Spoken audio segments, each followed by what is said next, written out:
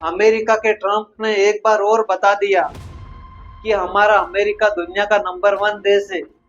पर ट्रम्प को यह पता नहीं लगा अभी तक कि दुनिया का नंबर 1 झूठ आदमी मैं हूँ। जैसे कि अभी वर्तमान में ईरान, अमेरिका, इसराइल देश के बीच 2 हफ्ते का युद्ध विराम लगाया गया था। पर 2 हफ्ते का युद्ध विराम लगाया, उनके एक दिन तुरंत बाद इसराइल देश ने हिजबुल्लाह संगठन के ऊपर हमला किया। तो उनके चलते हिजबुल्लाह संगठन का एक बड़ा नुकसान देखने को मिला है।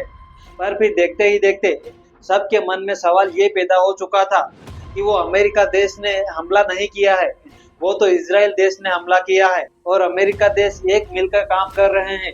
और खासकर अपन माने तो जो इसराइल देश की चाबी है वो अमेरिका देश के हाथ में है।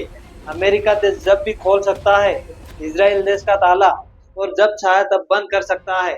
तो इतना तो अमेरिका देश कर सकता था। जबकि 2 हफ्ते का युद्ध विराम का समझौता हो गया था, तो फिर समझौता होने देना था।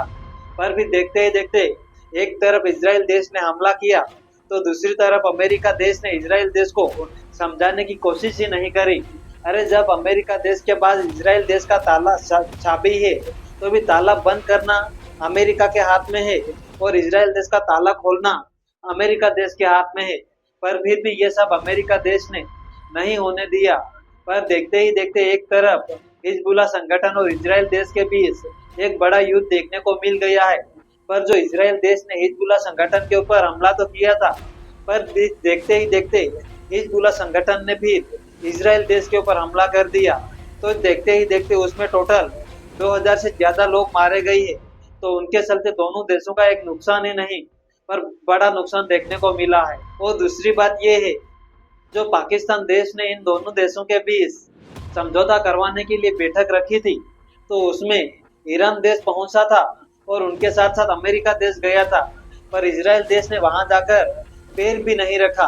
पर इसका असली कारण है कि यह बताया गया है कि पाकिस्तान देश ने इसराइल देश को मान्यता ही नहीं दी थी वहां आने के लिए। और दूसरी बात यह है कि सबसे बड़ी बात यह है कि जो पाकिस्तान देश के ऊपर इसराइल देश भरोसा ही नहीं करता है। पर अब करे तो करे क्या और बोले तो बोले क्या।